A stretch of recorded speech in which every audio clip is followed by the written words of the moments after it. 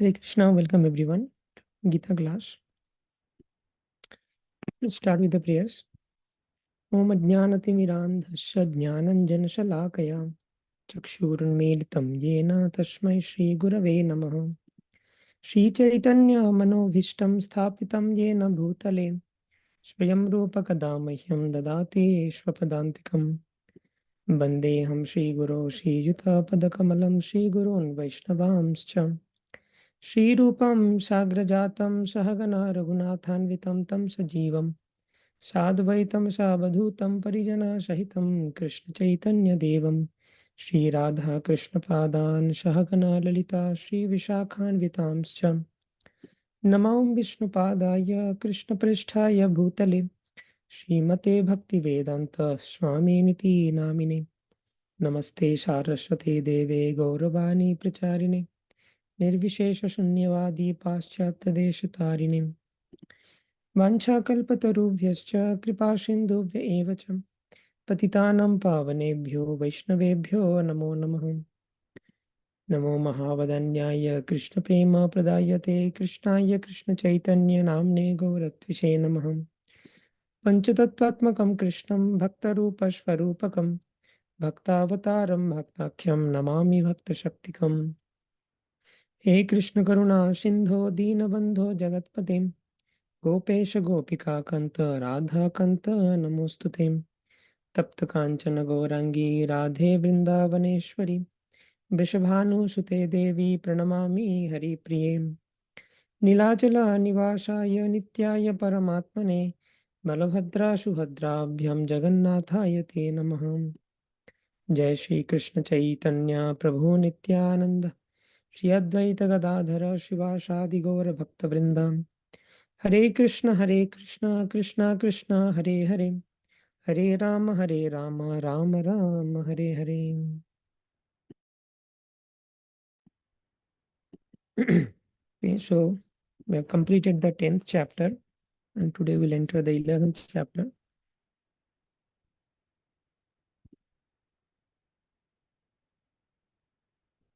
So in the 10th chapter we have seen the opulence of the Absolute, which is called the Vibhuti Yoga.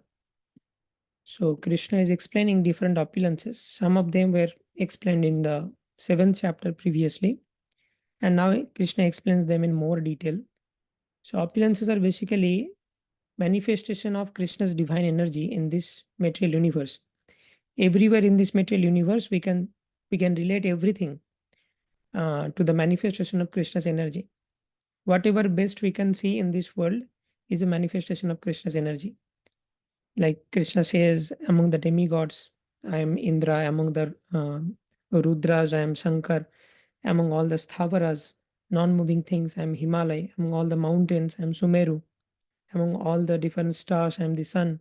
So in every field, whatever is the best, that is the representation of Krishna. Or in other terms, we can understand this in this way, that anything becomes best by deriving energy from Krishna. Anything becomes beautiful by deriving beauty from Krishna. Anyone becomes knowledgeable by deriving knowledge from Krishna. So Krishna is the original source of all the opulences, and whatever opulences we see in this world are manifestation of Krishna's original opulence. So that is the essence of the 10th chapter, opulence of the Absolute. And Krishna also mentioned that although I am explaining my opulences, this is not complete list. The exhaustive list of opulences cannot be enumerated because they are infinite. So whatever I am speaking is only one minute portion of my complete opulence.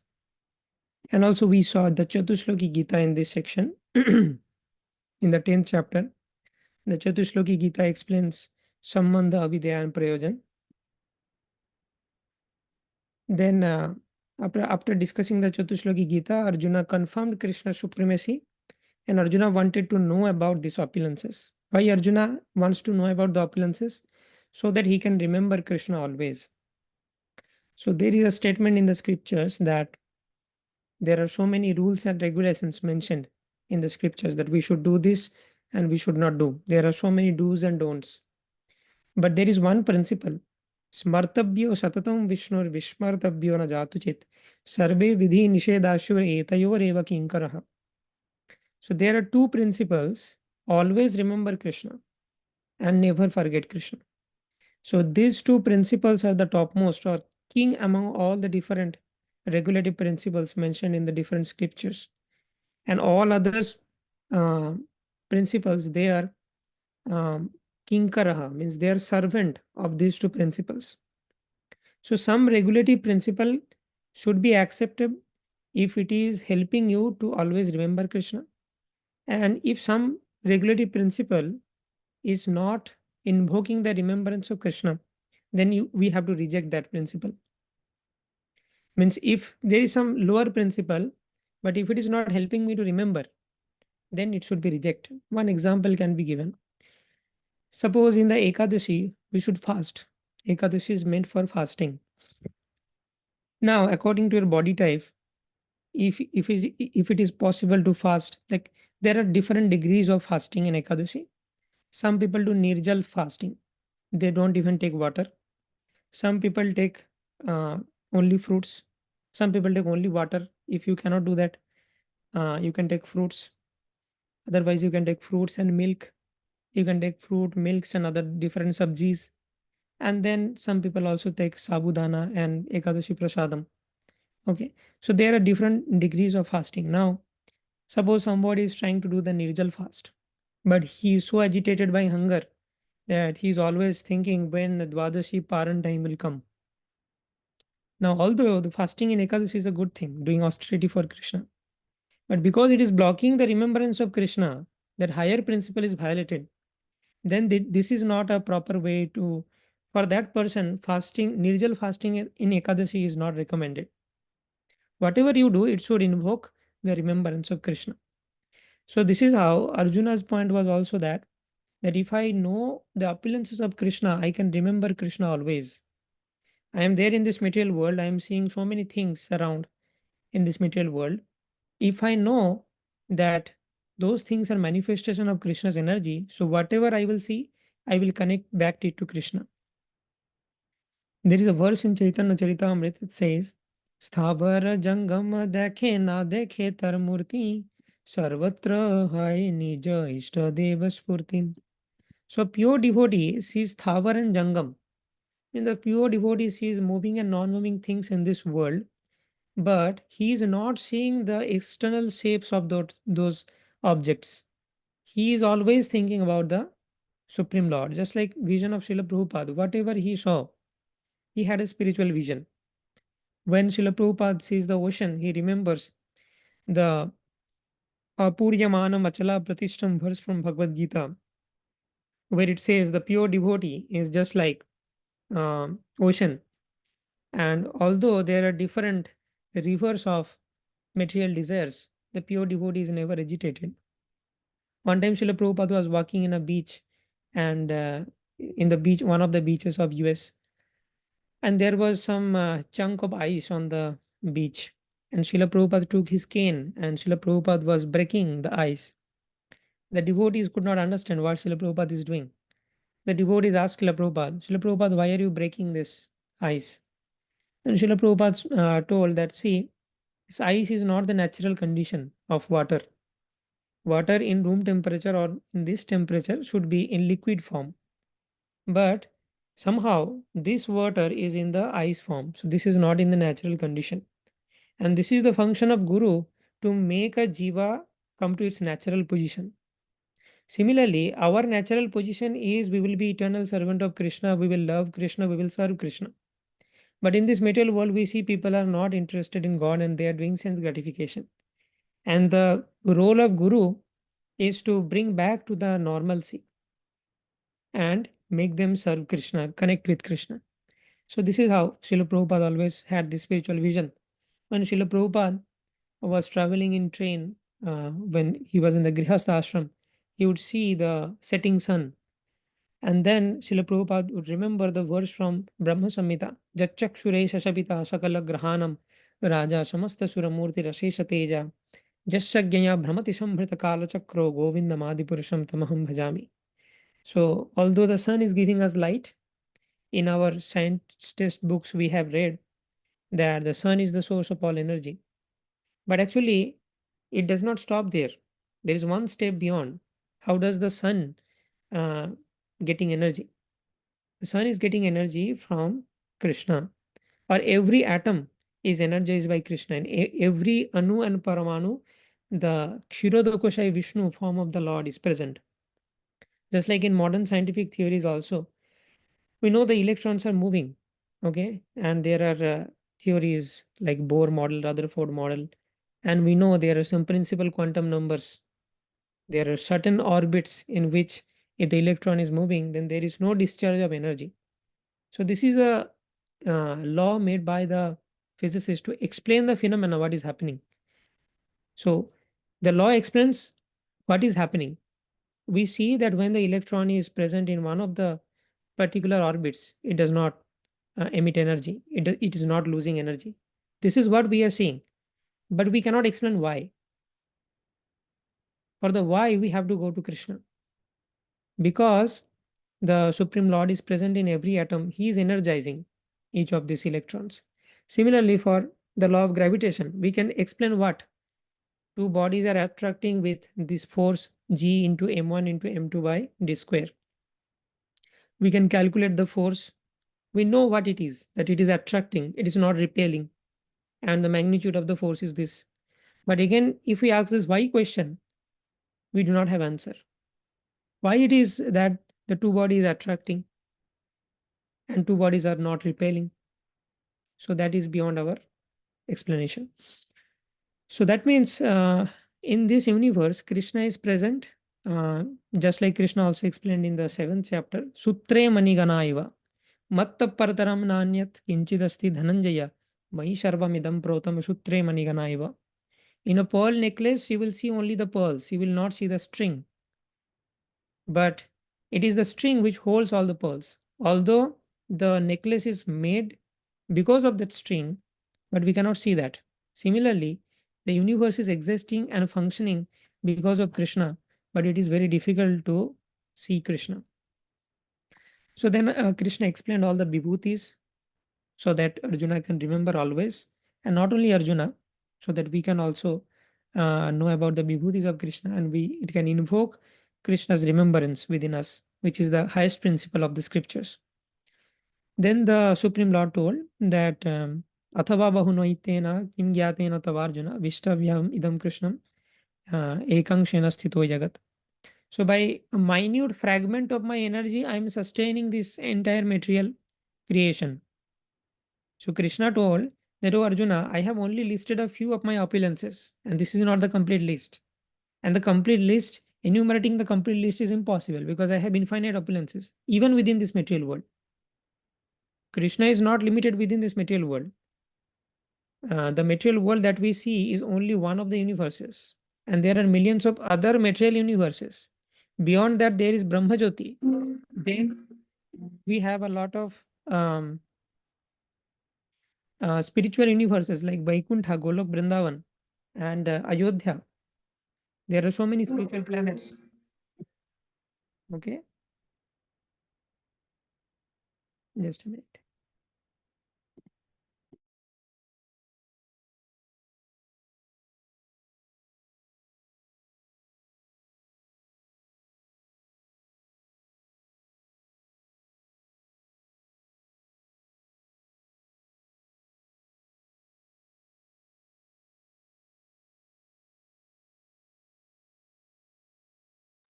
Yeah, then Krishna told Arjuna that um, by my minute fragment of my energy, I am sustaining this entire material creation. So within the material creation only, there are infinite opulences of Krishna, and that cannot be enumerated. And if Krishna enumerated that also, that would only be one minute fragment of Krishna's entire energy. So Krishna then says that it is not very useful to keep enumerating my opulences. You should know this opulences I have discussed in briefly, and you should know that these are all coming from my minute fragment. So then you can understand what is the supremacy of the Parabrahman. Now, in the 11th chapter, so in the 10th chapter, Krishna has explained about the vibhutis. But in the 11th chapter, this is the universal form or the Vishwarupa section, Vishwarup Darshan Yoga. Here, the Supreme Lord will give a vision to Arjuna, vision of the universal form. Okay, so let's begin that. So in this chapter, this is the breakdown. In the first 4 verses, Arjuna is requesting Krishna to show the universal form. Arjuna's request. And again, Arjuna is requesting on behalf of the common people. Krishna already explained the vibhutis, but Arjuna wants to establish this supremacy of Krishna so that common people uh, can certainly understand that Krishna is only the supreme personality of Godhead. Otherwise, like in Kali Yuga, we see every now and then people are claiming that I am the Supreme Lord, I am an incarnation of the Supreme Lord. So Arjuna wanted to set a standard that it's not that everyone can claim that I am an incarnation of the Supreme Lord. If you are an incarnation of the Supreme Lord, you have to show the universal form. So this is a criteria for the Supreme Personality of Godhead. So Arjuna wanted to establish that. Otherwise, Arjuna had complete faith in Krishna. It's not that only after Krishna showed the universal form, Arjuna was convinced, and before that, Arjuna was not convinced. That's not the case.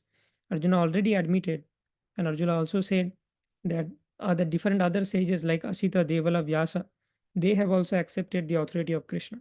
So Arjuna is convinced, but is requesting Krishna to display the universal form for the sake of common people. Then 5 to 8, Krishna describes his universal form for all time in all places in one place. So the entire space time Arjuna could see within the universal form. Entire space means the 14 planetary systems and also all the different material universes and past, present, future, everything combined in one form. So it is very difficult to imagine that form, but the BBT gives some depiction of that. Srila Prabhupada has given these beautiful pictures. Srila Prabhupada would explain, and his disciples would draw these pictures. So this is how we can get a sense. In this regard, there is a wonderful pastime. One time, Srila Prabhupada instructed one Mataji to draw the picture of Paramatma. And the Mataji told Srila Prabhupada, how does Paramatma look? I have never seen Paramatma. I am not a self-realized soul. So then Srila Prabhupada started meditating on the Paramatma for 5 minutes. And then Srila Prabhupada started speaking, this is how you should draw the hands, this is how you should draw the face. So our acharyas are not some ordinary people. They are always connected to the Supreme Lord. As Krishna says in Bhagavad Gita, Yoginamapi sarvesham madgatena antaratmanah Shraddhavan bhajate yo mam same yukta tamo mata. A pure devotee is yukta tama. He is connected with Krishna in a superlative degree. No other yogi can connect with Krishna with such intimacy. Therefore, the Bhakti yogi is the best. So, after seeing this universal form, Arjuna is awestruck and Arjuna is not able to speak anything. Krishna is showing the universal form, so Krishna is also not speaking. Arjuna is bewildered by seeing, stunned by seeing that universal form. So Arjuna is also not speaking. Now Sanjaya starts speaking. Sanjaya is narrating what is happening in Kurukshetra to Dhritarashtra in the Hastinapur. So now Sanjaya explains what Arjuna is seeing, because here Arjuna is not able to explain us. So therefore Sanjaya is explaining. Okay. Then after some time, Arjuna then starts sharing the experience of the universal form. Okay.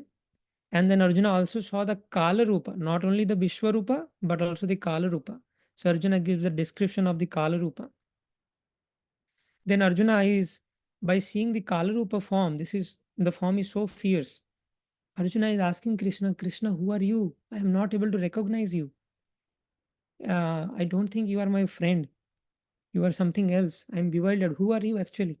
So then Krishna replied, Time I am, Kal, the great destroyer of the 3 worlds. Become my instrument. What will happen is already decided. I have already decided that everyone will be destroyed except 5 of you, these Pandavas. Everyone except this will be destroyed. Both in the Kaurava and the Pandava army, everyone will be destroyed. So I have already decided that, and it is going to happen. If you fight this Gita, if you remember, this is happening before the fight. Arjuna hasn't started fighting yet. So Krishna is motivating Arjuna that you should fight and you should take the credit. Even if you do not fight, it is already decided that it will happen. Everyone will be destroyed except you, the Pandavas. So better you fight and take the credit. Otherwise, it will happen and you will be blasphemed by people that you ran away from the battlefield, which a Kshatriya should not do. One of the prominent qualities of Kshatriya is not running away from the battlefield. शौर्यतेजधृतिर्दक्षं युद्धे चापि अपलायनं दानम ईश्वर भावश्च क्षत्रकर्म स्वभावजम्. So one of the qualities is yuddhe chapi apalayanam. One should not fly away or run away from the battlefield. This is one of the qualities of Kshatriya. So nimitta matram bhavashabhya sachin. So Krishna said, become my instrument. Execute my order, execute my will, then you will be glorified. Because it is going to happen. After seeing the Vishwarupa and Kalarupa, then Arjuna told, I am not able to tolerate this form anymore. Please, please come back to the Shyam Sundar form. Krishna came back to the two-handed Muralidhar Shyam Sundar form again.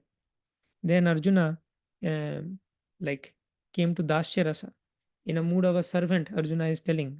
Arjuna's rasa degraded from Sakhya to Dasya. Previously, Arjuna's mood was of Sakhya, of friendship. Now Arjuna is offering prayers as a servant. So Arjuna is glorifying with different prayers, obeisances, apologies, and requests. Arjuna is apologizing that I have called you by name. Sometimes I have behaved in a very, I have not given you much respect. I thought you are my friend. Sakheti matva prasabham yaduktam.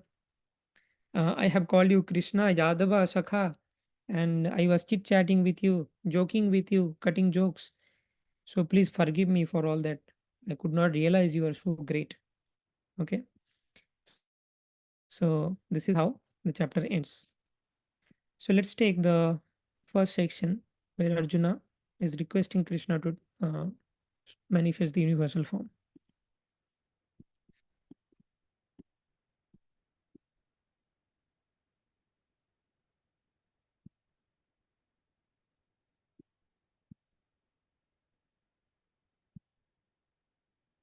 Okay. So verse 1 says, Arjuna uvacham मदनुग्रहाय परमं गुह्यमाध्यात्मसंहितं यत्त्वयोक्तं वचस्तेन मोहोऽयं विगतो mama. Arjuna said, by my hearing the instructions you have kindly given me about this most confidential spiritual subjects, my illusion has now been dispelled. So illusion is not being able to recognize Krishna. Now, by the mercy of Krishna, Arjuna is very well recognizing the position of Krishna. So, therefore, Arjuna is telling that my illusion is now dispelled. I am now understanding that you are the Supreme Lord and what I should do. I should not argue with you. You are already Trikaldarshi. Previously, Arjuna was arguing, like Arjuna was giving his own logic that you know Krishna, this is why I should not fight. But now Arjuna's disposition is changed. Arjuna knows that Krishna is the Supreme Lord, so I should just follow the instructions. Then Arjuna says, Bhavapyayo hi bhutanam shuto vistarasho maya tattva kamala pratyaksha mahatmyam apichavyayam. O lotus-eyed one, I have heard from you in detail about the appearance and disappearance of every living entity and have realized your inexhaustible glories. So by Krishna's mercy, Arjuna is now able to understand what is the position of a living entity and what is the transcendental position of the Supreme Lord. The living entity is taking birth and dying and taking up another birth as per the karma. But the Supreme Lord is appearing and disappearing as per own sweet will, the Supreme Lord's own sweet will by the internal potency.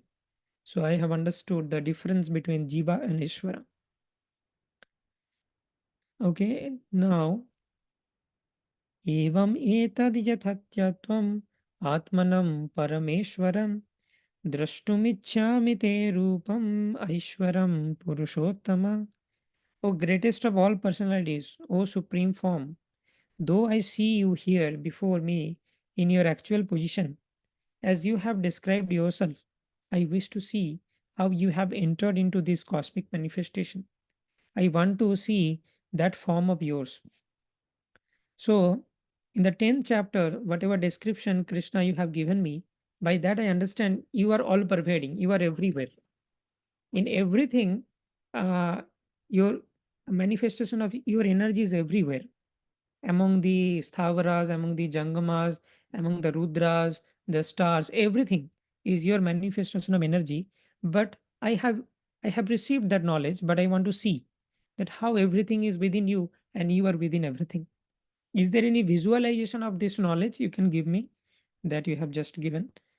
So that is the desire of Arjuna. And prominently, this is the desire for common people, so that common people can understand Krishna. Common people can recognize Krishna's supreme position. Okay, so now as far as Arjuna is concerned, he is inspired by the statements of Krishna. But in order to convince others in the future who may think that Krishna is an ordinary person, just for convincing others, Arjuna desires to see him actually in this universal form, to see how he is acting from within the universe, although he is apart from it. Okay, so this is the intention of Arjuna. So the intention of Arjuna is not at all like Arjuna is trying to test whether Krishna is Supreme Lord. Arjuna has full faith that Krishna is Supreme Lord, but is trying to set some standard for common people in general. Manyase yadi tachakyam maya drashtumiti prabho yogeshwara tato me tvam darshayatmanam avyayam. If you think that I am able to behold your cosmic form, O my Lord, O Master of all mystic power, then kindly show me that unlimited universal self. So Arjuna is humbly requesting. It's not like order, because Arjuna understands Krishna is the Supreme Lord and I may not be eligible to see the universal form also. So therefore Arjuna is telling, Oh Krishna, if you understand me that I am eligible and I will be able to behold your cosmic form, then please kindly show me that unlimited universal form. The Supreme Lord said, Shri Bhagavanu Vacha Pashyame Partha Rupani Satasotha Sahasrasha Nana Vidani Divyani Nana Varna Kritani Cha. The Supreme Personality of Godhead said, My dear Arjuna, O son of Pritha, now see my opulences, hundreds and thousands of varied divine multicolored forms. So, Krishna is now going to manifest the universal form where all the opulences can be seen. And this is not an ordinary vision. So, therefore, Krishna is specially empowering Arjuna so that Arjuna can see this universal form. Now, see my opulences, hundreds of thousands of varied divine and multicolored forms of different demigods, different incarnations, and hundreds of thousands of such forms will be manifested now. So already Krishna manifested, and now Krishna is telling, see all of them. Pashyadityan vasun rudran avinao asvinao marutastatham bahuni adrishta purvani pasyascharyani bharatam.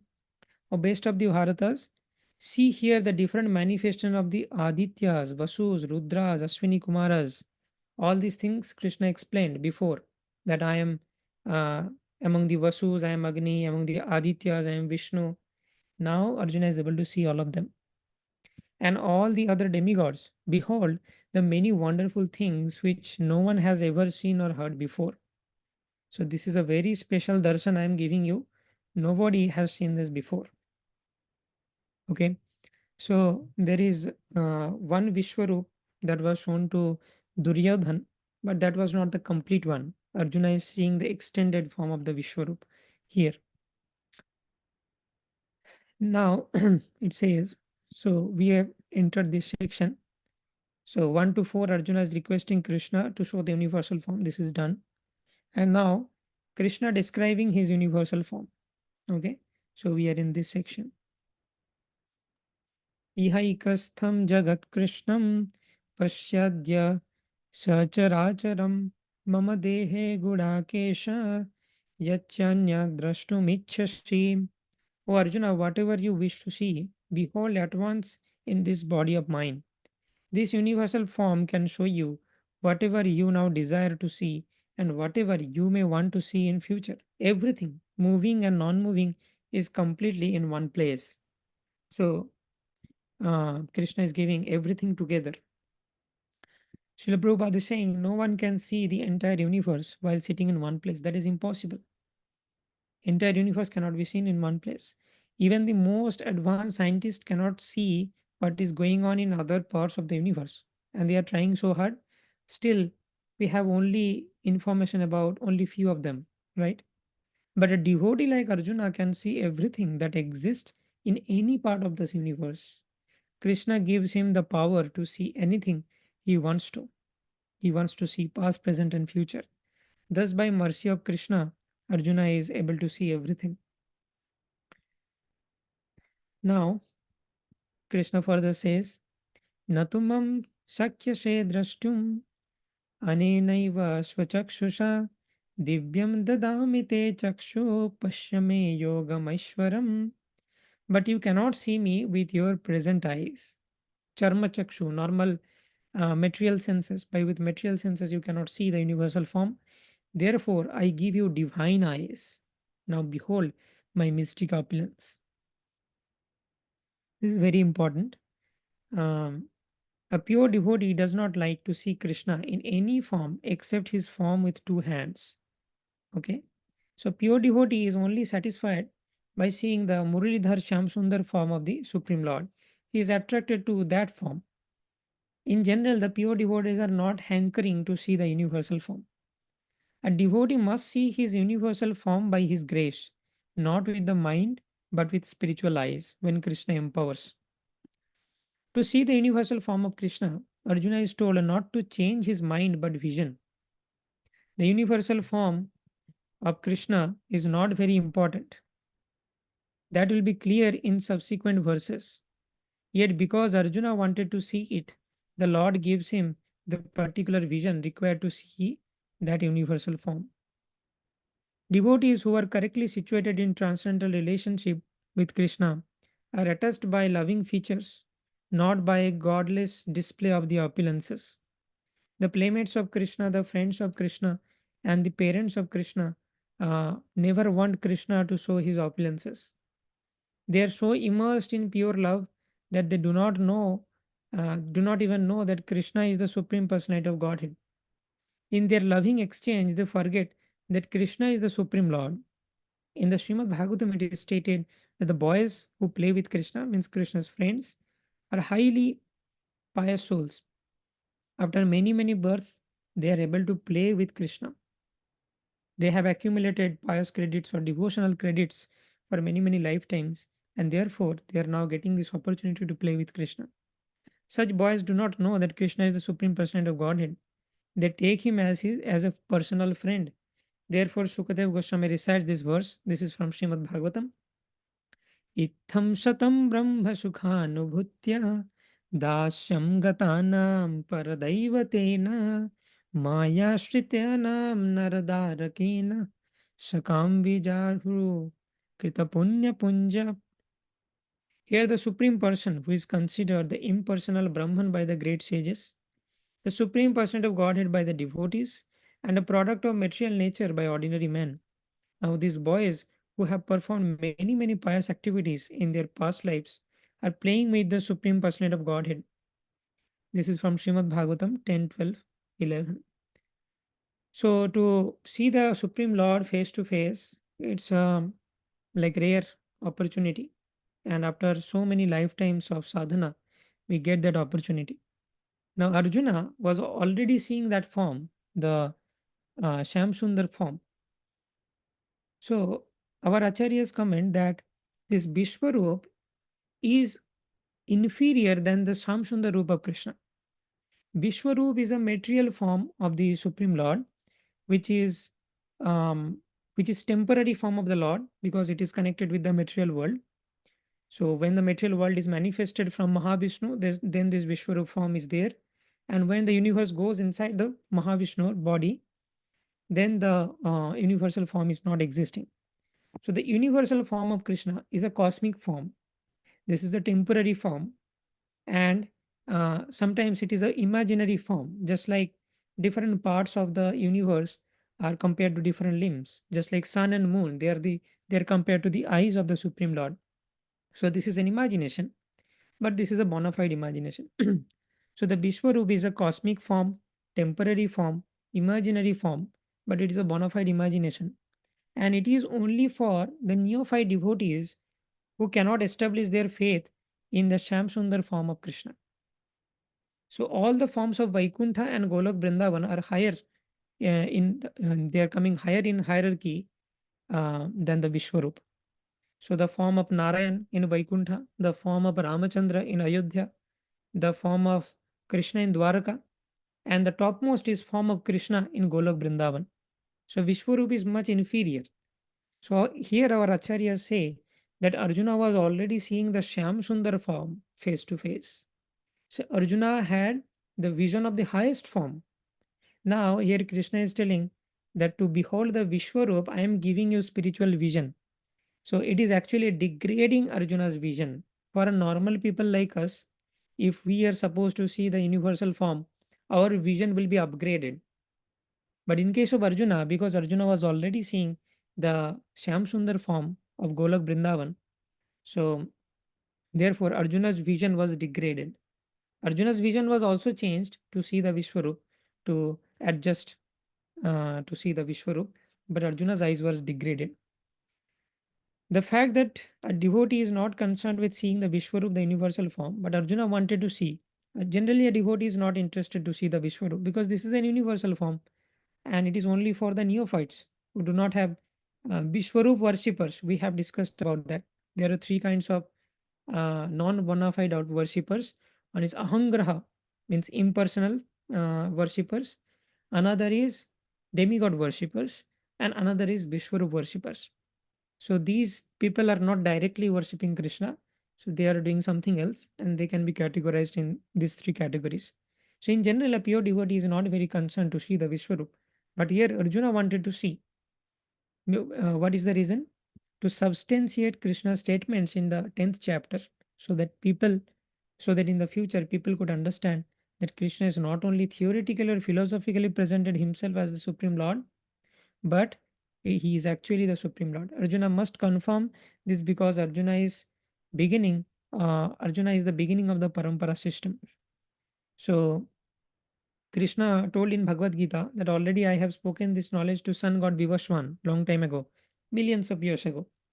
But that parampara was broken somehow. So therefore, I'm again giving you this knowledge, Arjuna. So because Arjuna is the first recipient of this parampara system, Arjuna wanted to make it very clear so that there is no confusion in understanding Krishna's message. So for that, Arjuna wanted to see the Vishwarup. Those who are actually interested in understanding the Supreme Personality of Godhead Krishna and who follow in the footsteps of Arjuna should understand that Krishna not only theoretically presented himself as the Supreme, but actually revealed himself as the Supreme in the universal form. The Lord gave Arjuna the necessary power to see his universal form because he knew that Arjuna did not particularly want to see it, as we have already explained. So Arjuna did not have any personal desire to see the form, but for people in general, he wanted to see. So Krishna changed his vision. In his case, Krishna degraded the vision temporarily so that he can see the universal form. So that completes the first two sections, 1 to 4. Arjuna requesting Krishna to show the universal form, and Krishna shows the universal form and explains. Now we will hear from Sanjay that what is Sanjay's perception, how Sanjay is depicting this to Dhritarashtra. So we will take that section in the next class. Any questions?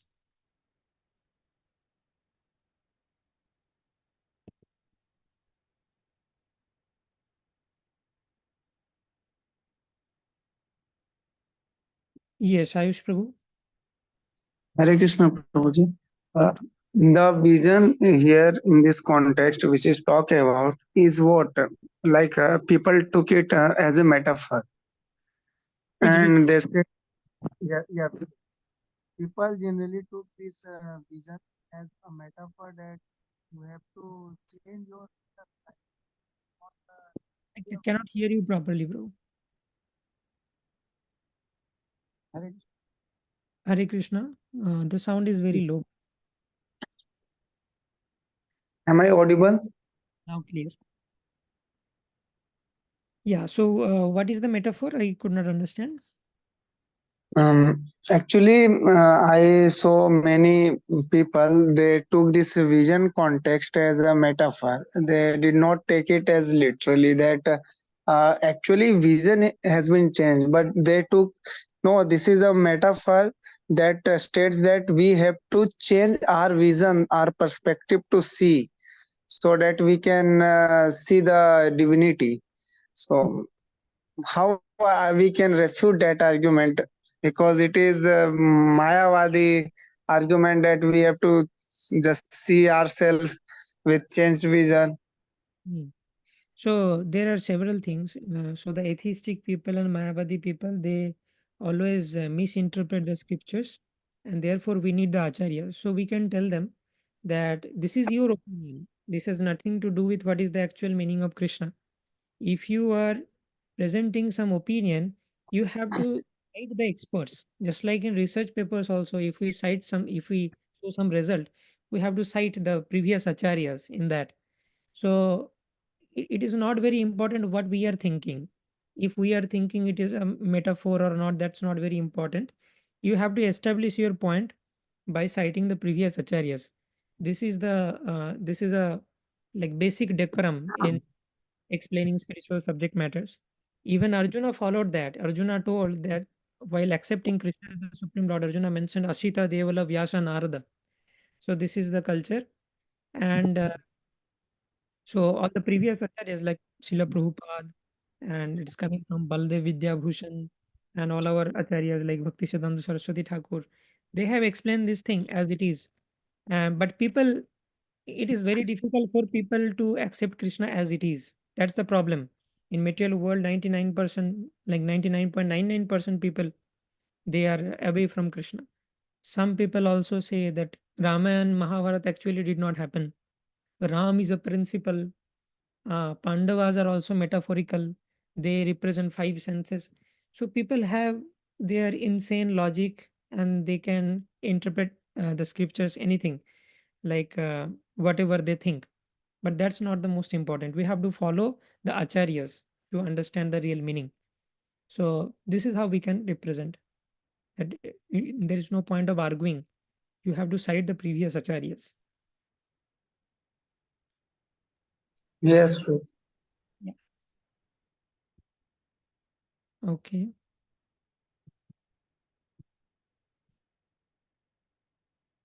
No more questions. Okay. So in the next class, we will continue this 11th chapter. Thank you all very much for patiently attending this. Uh, Srimad Bhagavad Gita as it is. Ki jai, Srila Prabhupada ki jai. Nitai Gaur Premanande Hari Hari Bol.